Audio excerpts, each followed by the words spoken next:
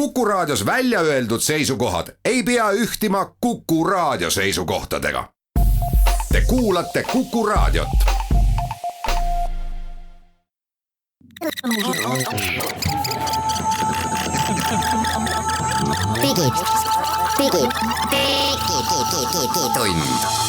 Digitund. Nutikad lahendused ja digitunni toob sinuni Elisa.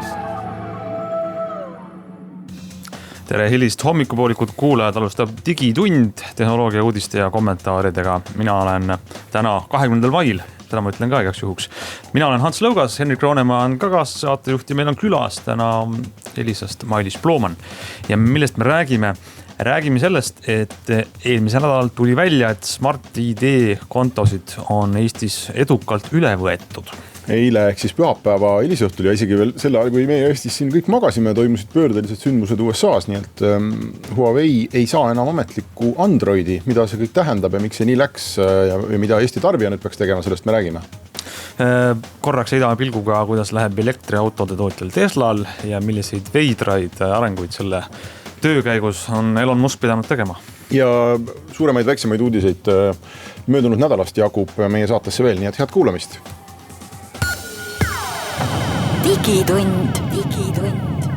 No nii, räägime siis Smart ID-st, mis on digitaalne tuvastusvahend, millega eelmisel nädalal ilmnes selline lugu, et avaldas siis Riigi Infosüsteemi Amet oma aprillikuu raporti. Aprillikuu raportis öeldakse, et on kuskil kurjategijad, kes lõid ohvrite teadmata neile Smart ID kontod, kasutasid siis kurjategijad nende ohvrite Smart ID kontosid ja võtsid sellega üle nende identiteedi. Kõige tõsisemad juhtumid, mille osas on ka politsei alustanud kriminaalmenetlust, said alguse veebruaris ning võimendusid aprillis. Ja RIA ütles ka oma raportis välja, et kurjategijad üritasid õngitsussõnumeid ja lehti ära kasutades luua siis selle inimese nimel seda Smart ID kontot. Kui ma nüüd õigesti aru saan sellest, mis toimus, oli vist niimoodi, et inimesele saadeti internetipanga sisse logimise leht. Või jah, tüüpiline õngitsuskiri, eks ole, nagu neid ikka saadetakse. Jätab mulje, et see on mingi usaldusväärne koht. Ja sealt hakati siis talle mobiil-ID-ga sisse logimist tegema.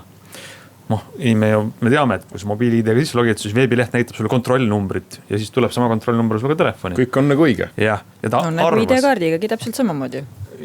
Kontrollnumbrit ID-kaardil ei ole, aga see, miks on oluline mobiil-ID siin, on see, et inimene arvas, et ta logib sisse mobiil-ID-ga, tuli kontrollnumber õngitsuslehele, tuli ka tema telefoni. Siis ta pidi selle allkirjastama mingisuguse makse, jällegi pettusena on ju. Tuli kontrollnumber talle siia õngitsuslehele, tuli telefoni. Mida tegelikult neile kontrollnumbritega tehti, oli siis see, et kurjategijad salaja kuskil mujal, reaalajas. Samal ajal istus keegi kurjategija kuskil maailmas arvuti taga, jah.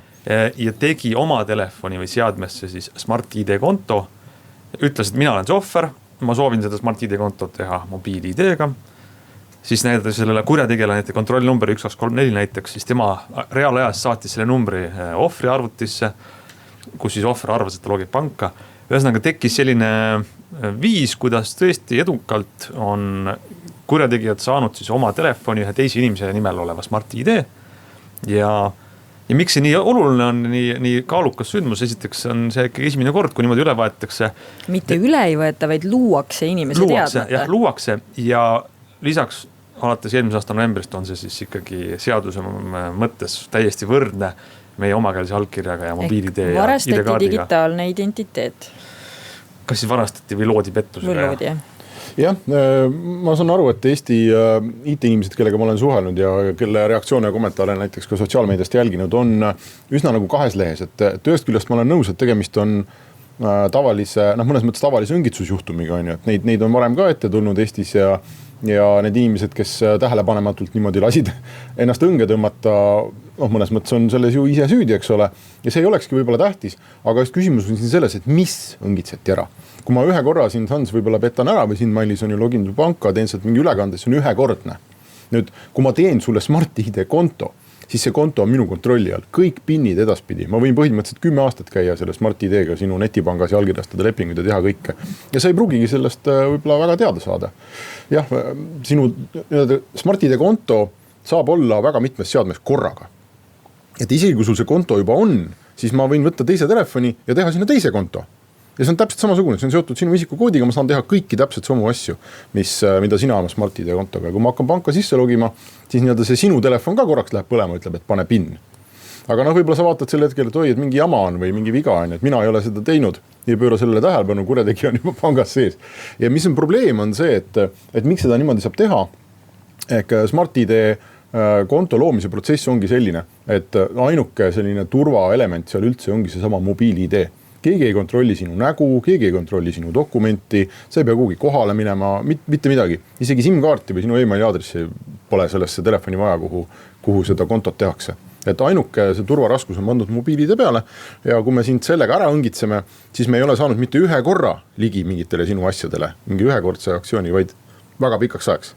Ja võt see on see, ma arvan, see probleemi koht või see, miks näiteks Eesti pangad on suhteliselt närvis selle peale ja miks RIA on järelevalve algatanud. Me ei räägi ka ainult pankadest, eks. Me räägime kõikidest kohtadest, kuhu on võimalik sisse logida, alustades, ma ei tea, terviseandmetest või kõik võimalikest teenusepakkujatest. Ehk siis selles mõttes, olles teenusepakkuja või juhul, kui ma oleks teenusepakkuja, kes võimaldab enda keskkondadesse Smart-ID-ga sisse logida, siis mina paneks kinni selle võimaluse hetkel, sest ma päriselt ei tea, kes on see inimene, kes Smart-ID-ga sisse logib järgmisena. No, mina küll ei paneks.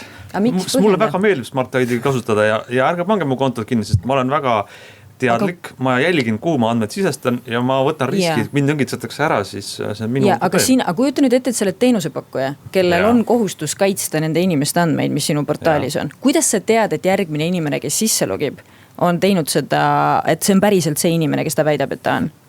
Kuidas sa saad seda teada? Ainuke viis, kuidas teie teate, on see, et ma panen õiged PIN-koodid ja siis te näete, samamoodi nagu ma mobiil-ID-ga sisse logides näete, et siin on pannud õiged koodid. Just, aga sa täna tead, sina kui tehnoloogia inimene, sa täna tead, et on juba varastatud identiteete. Mis tähendab seda, et tegelikult, Hendrik, mina ei ole sinuga nõus, et sellisel kujul identiteedivargus on inimese enda süü. Me räägime väga tavalistest, lihtsatest inimestest, kelle eest nagu tegelikult peab protsessiga vastutuse võtma ikkagi keegi, kes tehnoloogiast rohkem teab. Ma olen ka nõus sellega, et ärme ütle, et need ohvrid ise süüdi, sest see on nii keeruline on see valdkond, et ei saa öelda, et on ühed süüdi. Ainult kurjategijad või ainult ohvrid, sest see on keeruline, aga mis, ma tahan muidu vastu vaielda sellele, et selle hea lugu, mida kirjutasid sa Henrik koos Martiniga, aga võrdlus on selles, et kas see on sama tõsine asi nagu ID-kaardi kriis. Tegelikult selles mõttes ju ei ole, et vaata ID-kaardi kriisi puhul oli oht, et meie kõigi digiallkirjad on nagu klõpsust lahti murtavad, kuna seal süsteemis on viga. Aga siin on see asi nii-öelda rünnatab ühe inimese kaupa. Ta ründab ühte inimest ja ühte inimest ja ühte inimest. Aga seda ma rääkisin ka LHV panga turvajuhiga, kes ütles, et tema ütles selle lause, et see on hullem kui ID-kaardi kriis, aga see lause oli, et praktilise ründe seisukohalt on see hullem kui ID-kaardi kriis. Et see ID-kaardi asi oli rohkem või vähem teoreetiline turvaauk, mis puudutas enam-vähem kõiki kaarte või väga paljusid kaarte Eestis. Nüüd, see on väga praktiline, mis puudutab ühe kaupa inimesi, aga et ühe kaupa inimesi lahti murda on oluliselt rohkem võimalik, kui see ID-kaardiga tol hetkel nagu oli. Samas on see protsessiga parandatav.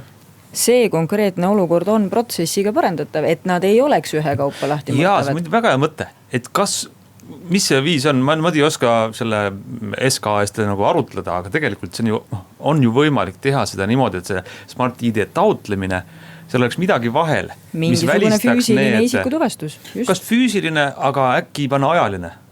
Ma panen 30 minutit ootama. See kuidagi, sa ei saa sünkroonis hoida seda, et sa inimest siis õngitsed kuidagi niimoodi 30 minutit. Jääb ikkagi see, et ma tahan konkreetselt sinu identiteeti varastada, küll ma ootan see 30 minutit.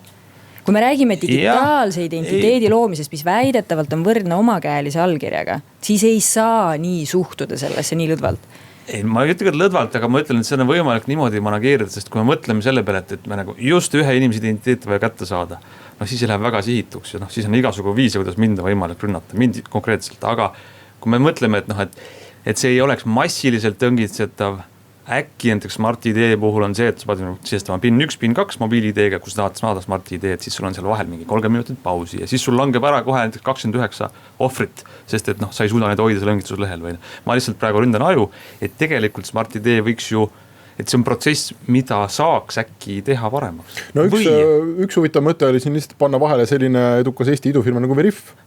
Et sa ikkagi seda näotuvastust teed, on ju, ja et sul peab olema, kui sa Smart ID kontot endale lood, et siis sul ikkagi on mingi dokument ja sa oled seal veebikaameras oma näodokumendiga, et see ei ole tõenäoliselt nii hea ja kindel kui kuhugi isiklikult kohale minemine, eks ole. Ja nii edasi, aga see on oluliselt parem kui see, et kui see oleks ainult, ma ei tea, panga sisse logimine näiteks Smart ID-ga, tühi temaga, pank lõpuks vastutab ja need juhtumid tõenäoliselt ei saa olema nii palju, fine, äkki teeme niimoodi. Aga kui me näeme, et ikkagi seda Smart ID-st oodatakse ka tehnilistel põhjustel mobiilide asendajat, kui e-SIM-id tulevad, Mailis, sul ei ole ju e-SIM-i mobiilide lahendust kuskilt võtta. No väidetavalt eksisteerib ka see erijuuli peal olemas, aga see on hoopis teine teema. Okay, aga et me näeme, et Smart ID-st oodatakse sellist nagu tuleviku digitaalset identiteeti Eestis, et mingil hetkel võiks selle mobiilide ära asendada või siis tuleb parem mobiilide, vahet pole, aga et järjest on ka riigiasutused võtnud Smart ID kasutusele, Maksuamet on võtnud ja äriregister on võtnud, on ju, ja digiallkirja saab juba täna anda, et see lihtsalt on liiga võimas identiteet, mille saab kätte liiga lihtsalt. See on minu väide, et miks mulle ei meeldi see protsess sellisena, nagu ta on. Kui see on mingi üks pangaülekanne, okei, saab hakkama, on kindlustus või pank või keegi maksab kinni, aga ta on ikkagi kõike hõlmav digitaalne identiteet, millel puudub konto tegemisel ju igasugune selline teine turvaaste. Et see on see üks turvaaste, mis on mobiil-ID ja kui see kukub, siis on kõik kukkunud, et siis on sinu jaoks kogu maja variseb kokku ja lihtsalt see, ma arvan, et see ei ole sellisena mõistlik, ma arvan, et nad ei saa niimoodi edasi minna. Ma ütleme seda, et ta isegi olete tulevikku, nagu sa ütlesid, tuleviku identiteet, vaid tegelikult need samad rünnakud tõestavad, et ta on juba nii edukas. Et sinna panustatakse kurjategijate poolt aega ja raha, et selliseid õngitsusi teha, sest Smart ID ei ole Eesti nähtus, üle Baltikumi on teil ikkagi, ma nüüd numbrit viimast ei tea, aga on väga-väga palju inimesi, kes seda kasutab. Ehk siis sellised rünnakud nagu üha rohkem tekib, sellepärast, et seal on nii palju kasutada taga, et seal on nii palju võimalikku kasu. Ma lihtsalt ütlen, et kui täna praegu valimised käivad, on ju, me räägime natuke e-valimistest ka selles saates, kui e-hääletada saaks Smart ID-ga, siis see kisa, mis täna poliitiline kisa, mis oleks lahti, see oleks väga-väga kõva. Ma väga tõsiselt küsiks sel juhul, et kas need e-valimised praegu saaksid toimuda ja kas neid antud hetkel käimas olevaid valimisi saaks lugeda usaldusväärseks. Ja on väga ebaõiglane, et sina oma, ma ei tea, naabri või selle memme, kes elab sinust 2 tänavat edasi, tema identiteeti suhtud lõdvemalt kui suvaline poliitik enda valimistulemustesse. Ei ole aus. Ühesõnaga, järelevalvemenetlus käib, ma loodan, et sinna tehakse mingisugune midagi vahele. Füüsiline isikutuvastus oleks minu arvates eriti ja kas selleni peab asi minema ja kas seda on neil äriliselt mõistlik korraldada, ma ei tea, aga midagi sinna peaks tekkima. Ja viimane lause, vaadake alati seda veebiaadressi, kuhu tema andmed sisestate. Ja austus võiks logida igaüks ennast igaks juhuks sinna Smart ID portaali sisse ja vaadata, mitu kontot tal on, mis seadmetes. Seal on näha. Ja muide, üks huvitav vektor veel, kui sa oled kurjategija, siis sa võid ka logida sinna sisse ja kustutada selle inimese originaalkonto ära. Jah. Sest ka seda sa saad teha. Olgu, me läheme pausile ja siis jätkame.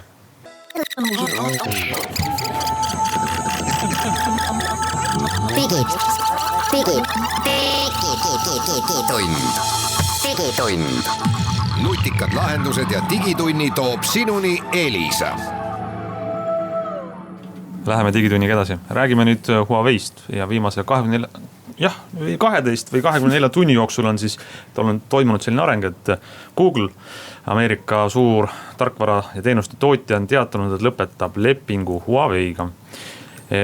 Mis tähendab seda, et Huawei, kes on maailma üks suurimaid telefonide tootjaid, ei saa enam järgmistest nutitelefonidest kasutada Google'i arendatavat Androidi tarkvara, mis on meile kõigile tuttav, väga laialt levinud ja väga populaarne.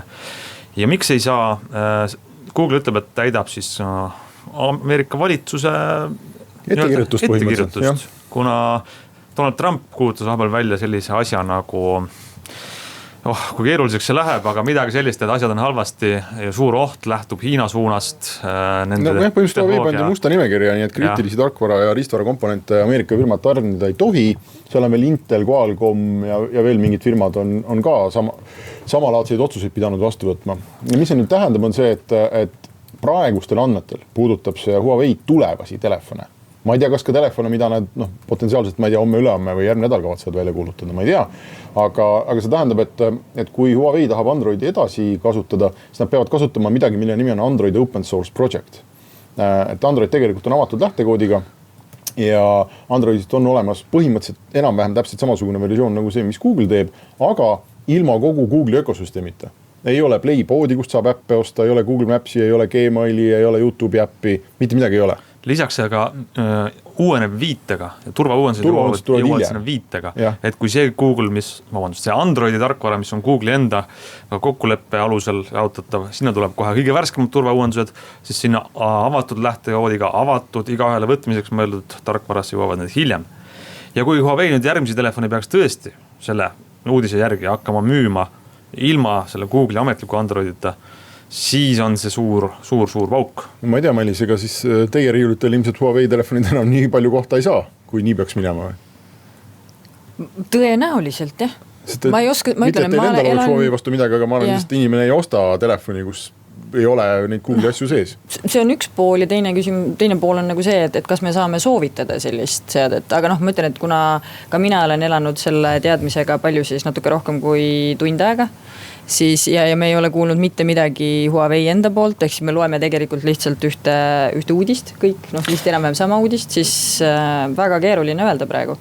Väga segane on. Igaks juhus kinnitan üle, et siin mõned tunnid tagasi tuli ametlikust Androidi kanalist teade, et olemasolevatele kasutajatele. Kui teil on praegu Huawei telefon, siis midagi ei muutu. Need teenused kõik käivad seal toimima, Google Play turvauuendused ja kõik muud asjad praegu töötavad edasi. Et küsimus on siis järgmistes telefonides. See on jah, kokkuvõttes väga veider. Võiks ju mõelda, mis siis on? Mingisugused kokkulepped avatud lähtekoodiga, et oletame, mul on siis telefon, mis on Huawei telefoni ja seal on see avatud lähtekoodiga Android. Ma siis panen sinna ise selle Gmaili äppi peale Google Maps'i. Aga mul ei ole seda Google Playboardi, kus seda panna.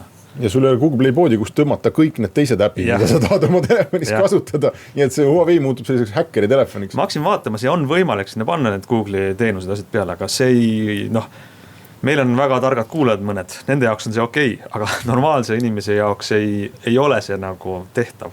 Ma väidan, et see on keeruline. Pluss kui juba turvaseisukohast. Ma ei saa soovitada inimestele otsida kolada mööda internetis mööda foorumeid ringi, et tõmmata mingisuguseid pakette sealt talle ja installida oma telefoni, et see kõik ei ole nagu mõistlik. No viimati proovis suuremas plaanis seda teha Amazon, kes tõi välja oma telefonid ja tahvelarvutid. Selle nimi oli Fire OS, aga see tegelikult oli Androidil põhinev asi, samamoodi ilma Google'i ökosüsteemita ja see ei jõudnud kuhugi. Isegi Amazoni laadne firma ei teinud seda ära. Siis samal ajal on hargnevusi teinud ka teised. Mõni aeg tagasi üritas Samsung oma Tizen nimelise tarkvaraga läbi lüüa. Nagu nägi ikka nagu nuntitelefon, sul on äpid, kaardid ja nii edasi. Aga jällegi, kuna ei ole neid Google teenuseid, siis need ei lennanud, Tizeniga telefonid ei jõudnud kuhugi põhimõtteliselt. Ei lisaks, kui sa oled äpi arendaja, mis iganes lahenduse pakkuja, siis sa ikkagi tahad panna aja ja ressursi sinna, et seda saaksid kasutada miljonid inimesed üle maailma, mitte hakata tegema 17 erinevat varianti igale suvalisele väikesele operatsioonisüsteemile, et see on nagu võrdlemisi ettenähtav tulevik, kui sa lähed oma väikese operatsioonisüsteemiga. Aga ma arvan, me peame siia tegema pausi, aga mõned mõtted jäävad veel Huawei osas meie sisse, et siis kui me tagasi tuleme, siis me tõmbame selle tema kokku ja lähme ülejäänud uudistega ka edasi.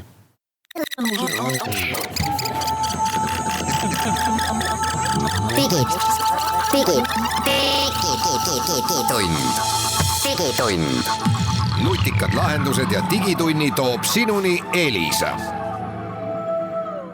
Jätkame digitunniga ja me lubasime veel rääkida edasi omi mõtteid, mis meil tekkis seoses selle arenguga, et siis Huawei võib ilma jääda ametlikust Androidist ja mis alternatiivid siis ettevõttel on, mida nad teha saavad? No seal täna tuleb tähele panna, et neil on suur osa kasutajatest on Aasias, eelkõige Hiina turul on ju. Ja mina ei ole Hiina turuga ülemäära kursis, aga nii palju kui ma lugenud olen, siis ma saan aru, et seal niikuinii telefonides ei ole neid Google'i asju. Ja et Hiina turgu see otseselt ei puuduta. Aga Huawei on maailmas erinevatel andmetel siin kas number 2 või 3 telefonitootja on ju. Tead, millega on probleeme? Meiega. Nad ei ole USA turul ka üldse. USA-sse neid ei lubata, aga Kanada turul on. Minu teada. Aga nad on Euroopas. Nad on napilt ikkagi veel number 2 Samsungi järele, aga nad on nagu ülespoole trend. Et see otsus, mida tegi Trump ja mida nüüd pidi tegema Google, mis mõjutas Huawei'd, tegelikult mõjutab kõige rohkem isegi Euroopa tarbijaid. No mõtle, mis siis saab edasi. Mina ma usun, et nad tehniliselt suudavad oma operatsioonisüsteemi teha. Või osta või midagi korraldada ära, on ju, et see ei ole küsimus ja minu meelest nad on ise kuskil ka öelnud, et noh, meie tagavara plaan umbes, eks ole. Aga mul puudub igasugune usk sellesse, et nad päriselt suudavad sellise globaalse ökosüsteemi luua. Äpipoodidega, mingi sellise platvormi, kuhu need arendajad tõesti tahavad panna tuhandete kaupa oma äppe üles ja et no, sealt paistab teine Windows Phone. Mina lihtsalt ei usu sellesse. Ma olen sinuga nõus, jah. Lõpuks ma isegi praegu mõtlen ühe telefoni kasutaja peale, tema jaoks, noh, ma ütlen otse, ta ilmselt ei tea ja ta ei huvita, mis operatsioonisüsteem seal on. Tema jaoks on oluline, et seal on Google Maps, Gmail ja mingid teised tuttavad äpid. Või no Facebooki äpp ja Instagrami äpp ja kõik muud asjad, WhatsApp, mida ta kasutab. Ehk siis, no ma ei usu ka, et Huawei suudab teha väga eduka oma ökosüsteemi. Mis võib olla, ma olen sinuga väike optimist tarbija seisukohalt, et võib juhtuda, et ikkagi jõuavad siis hiinlased ja ameeriklased kokkuleppele. Ja, et see on, mida me praegu näeme, on see, et Donald Trump ja Hiina liider räägivad läbi. Et me näeme läbirääkimisi, et nad pandi sinna nimekirja ja ma arvan, et samasuguse sellise sulepea viibutusega saab nad nimekirjast ju ka eemaldada. Näide on olemas, ZTE, mis on siis teine, mitte nii palju tuntud, aga ikkagi suur Hiina elektroonikatootja, kes pandi samasugusesse Ameerika kaubandusministeeriumi siis nimekirja, kus temaga äritegemine keelati ja võeti sealt ka maha eelmine aasta juuli. Nii et need asjad liiguvad. Võib-olla see on kõik suur selline tõesti kaubanduspoliitika. Mis Eesti turule mainis tähendaks, kui Huawei selline hoop tabaks, et tühimikku ju ei jääks, Samsung võtab hea meelega selle või võib-olla näiteks OnePlus Hiinast või? Ma just mõtlesin sama asja peale, Huawei on käinud meil müüginumbrites täiesti 5, 6, 7% turuosa peale ära. Noh, tavaliselt on ta kusagil seal, no sõltub, mis mudeliga nad väljas on ju, kui paljude mudelitega korraga. 50, 60, 70? 5,7 on käinud ära sellel. Tavaliselt on nad kuskil 20, 25, 30 kandis, eks ju. Ja Samsung on seal kusagil 40, 45 kandis. Aga ei, ma ei usu, et tühimikku tekib nii palju teisi tugevaid samas hinnaklassis Hiina tegijaid, jah, OnePlus, Xiaomi või Xiaomi, eks ju, väga, väga tugevalt peale tulemas. Et ma arvan, et nagu tarbijale tühimikku ei teki, aga väga kahju on, kui konkurentsi jääb vähemaks.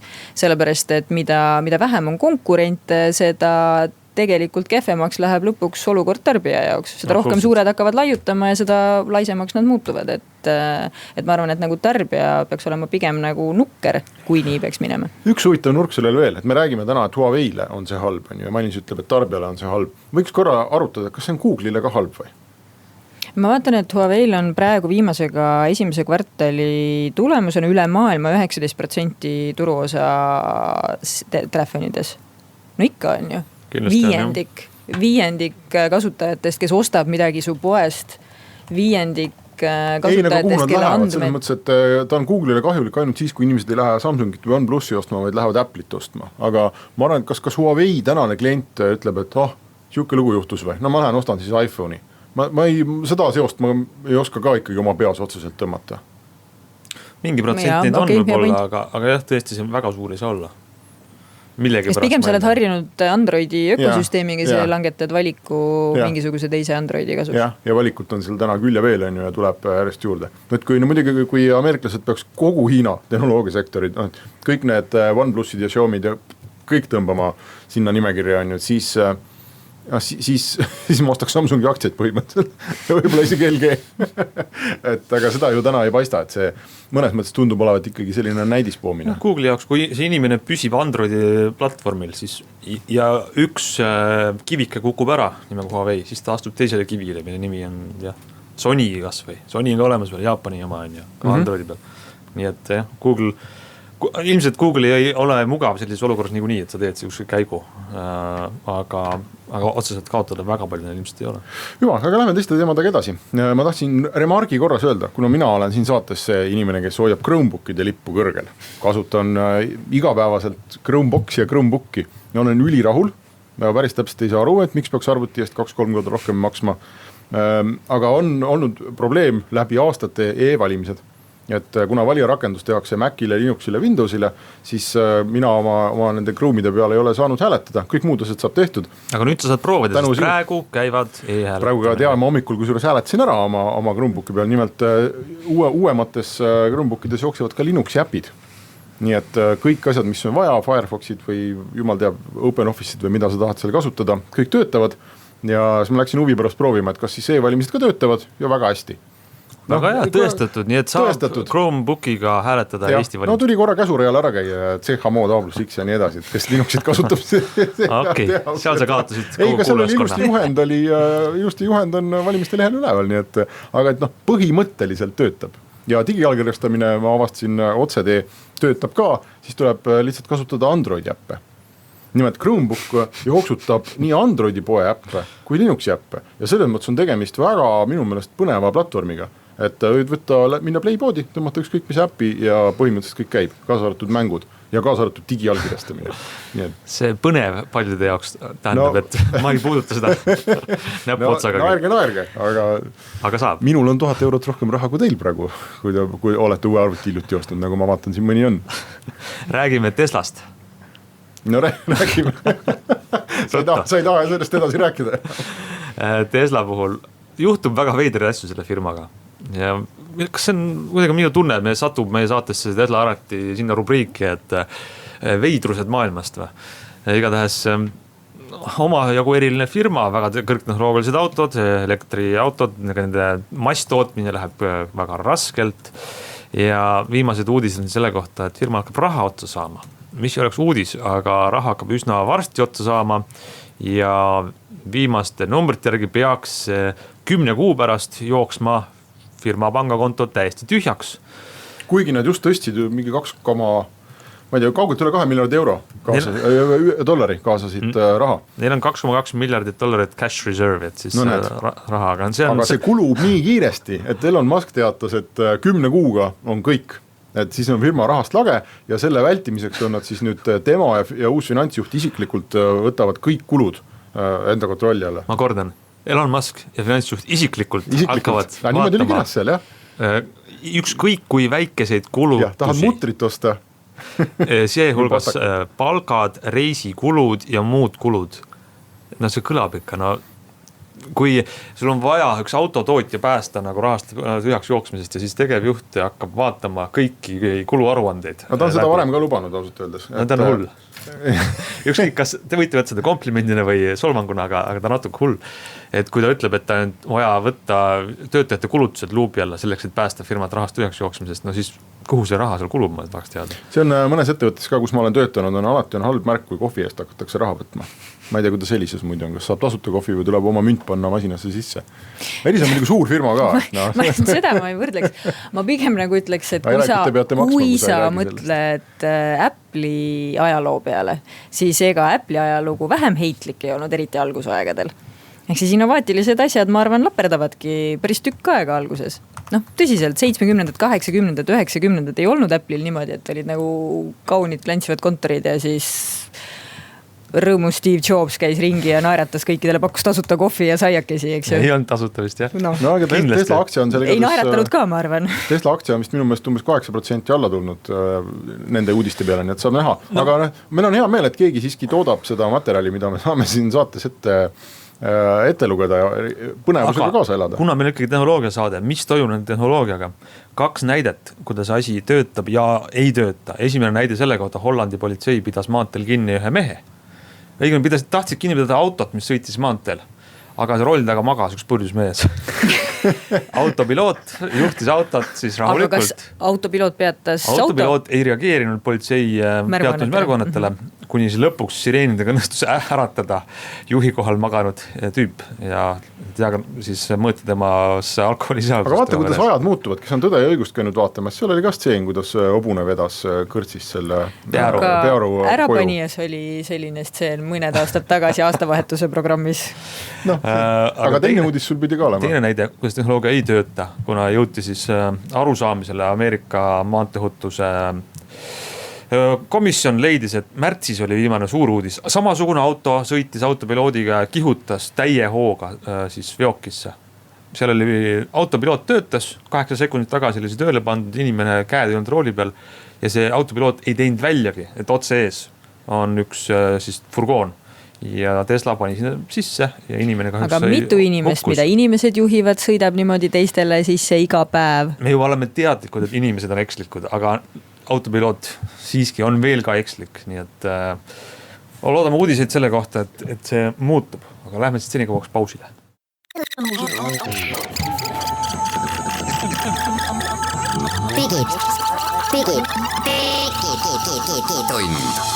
Digitund.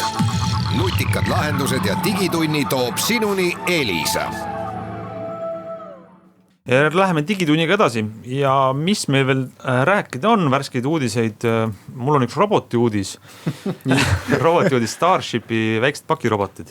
Ma lootsin, et sa ütled, et Hans on praegu kodus tegelikult. ja mina olen tema asemel siin. Jah, väike roboti uudis.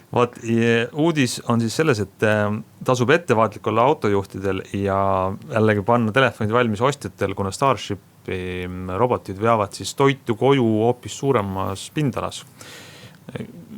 Avastus, mis tuli siis Starshipi kaarti vaadates, kui nad alustasid oma teenusega siin, mis talvel oli see, ma õigesti mäletan, siis oli need seal TTÜ linnaku ümber väike ala, kust robotid viisid inimesele koju toitu, siis nüüd on see laienenud siis Kadaka Selverist veel edasi kahes suunas. Päris suur osa juba Mustamäest ja ma ei tea, mis linnaosa seal veel on, Haabersti vist ka natukene. Aga autojuhina ma märkasin seda, et kui sõita läbi suure magistraali, mis on Loomaaiast kuni Järvevene teeni, see on siis Tammsaare tee, siis üle selle suure maantee need robotid väiksed seal ukerdavad toidupakkidega. Ehk siis Starship kaardistab uusi tänavaid ja veab toitu üha rohkem laiali, nii et olgem tähelepanu. Kesklinna poole ikka ei jõua, jah? Väga vaikselt nad trügivad. Praegu nad on vist Kristiine piirist üle, kui ma nüüd õigesti seda kaarti vaatan. Kristiine suunas igatahes lõigub see pindala.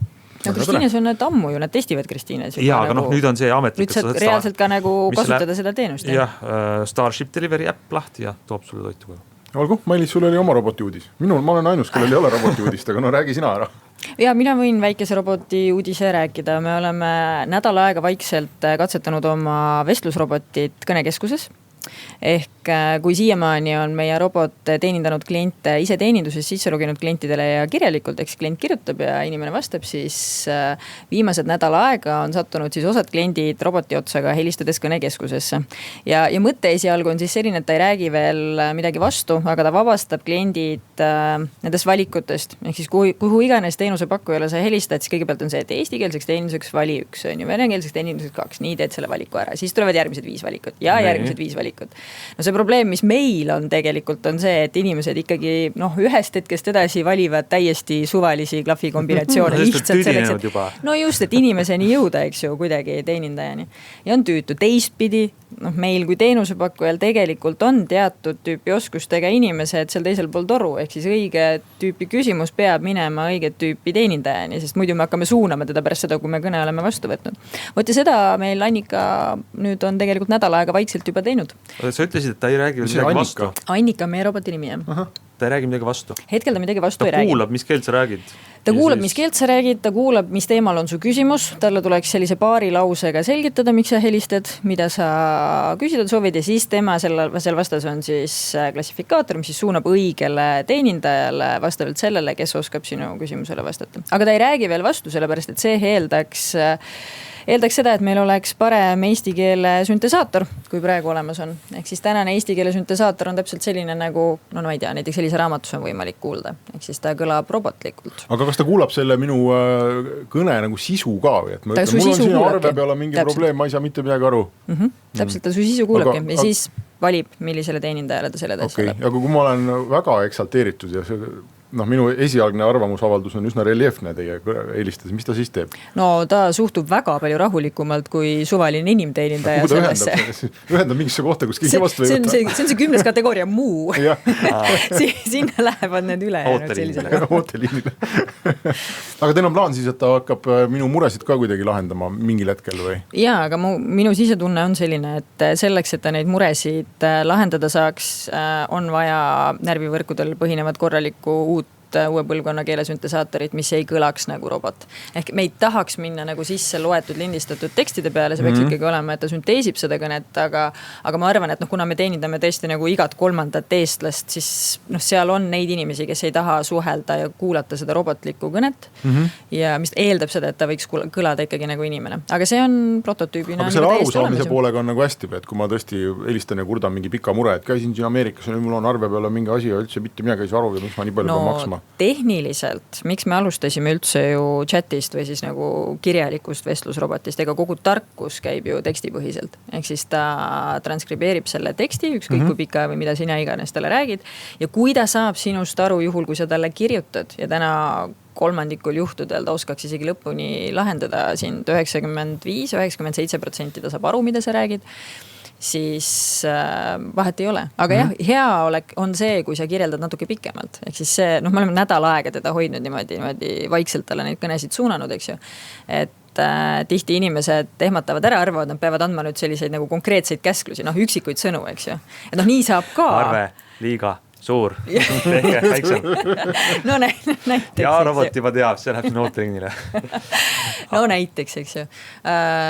Ehk siis kui sa nagu inimesele selgitad, kui sa Hansule selgitad, miks sa Elisesse helistada tahad, siis sa ei ütle talle ju niimoodi, sa ei ütle talle üksikuid lauseid, sa paned sinna ikkagi mingisugust nagu sellist teksti vahele ka, et talle meeldib ka, kui talle seda teksti sinna vahele panna rohkem. Aga teil on ju ka vene keelt kõnelevaid kliente. On. Kas Annika siis kuulab vene keelt ka või? Ei, täna ei kuule. Selle jaoks oleks Mašat vaja, vene keelega on üldse halvasti. Ehk siis kuna venelased ise väga tehisintellektiga ei tegele või siis ei tegele vähemalt selliselt, et seda teenindus oleks võimalik ära kasutada, siis vene keel kindlasti peab tulema, aga see on väga palju pikem väljaarendamine, väljatöötamine. Ühesõnaga see, kui ma praegu Elisasse helistades peab valima keelevaliku, nüüd ei pea tegema seda valikut, ma saan aru, aga kui ma hakkan nüüd rääkima, lobisema eesti keeles, siis see Annika saab aru, et tuleb ühendada eestikeelse teenindajaga.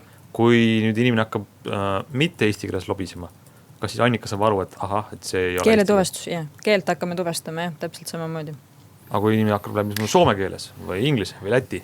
No esimese hooga, see sõltub ka ju sellest, et mis inimene meil lõpuks talle sinna taha vastu on panna, eks ju, et kes vastu võtab. Ja antud hetkel on olemas teenindajad, kes on ainult eestikeelsed ja siis tihtipeale juhul, kui sa oled juba mitmekeelne, siis sa oledki väga mitmekeelne, ehk siis me saame hakkama ka inglise keelega ja saame soome keelega hakkama. Aga me oleme ikkagi nagu teenindusettevõte, meil olemasolevad kliendid helistavad valdavalt, et meil ei helista väga palju armeenlasi või tšehhe või kedagi taolist, et ikkagi oma olemasolevad kliendid helistavad ju tavaliselt.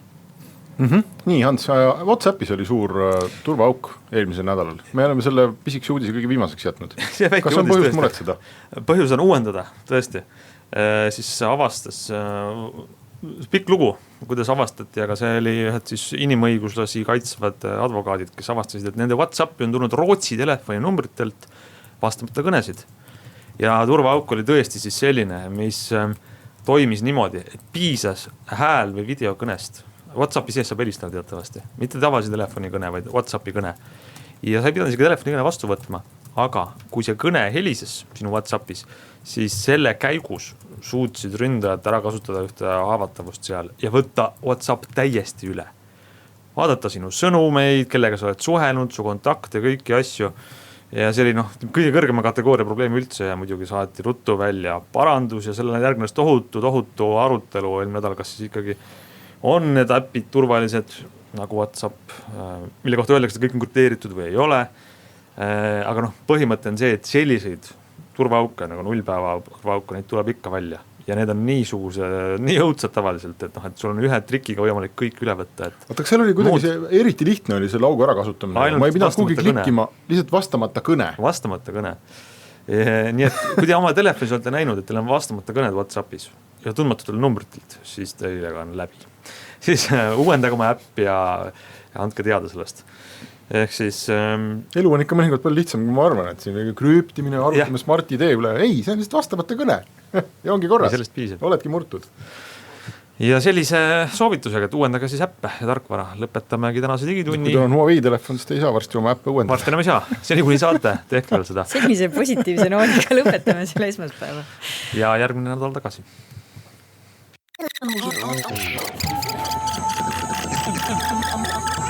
Digitund. digitund. nutikad lahendused ja digitunni toob sinuni Elisa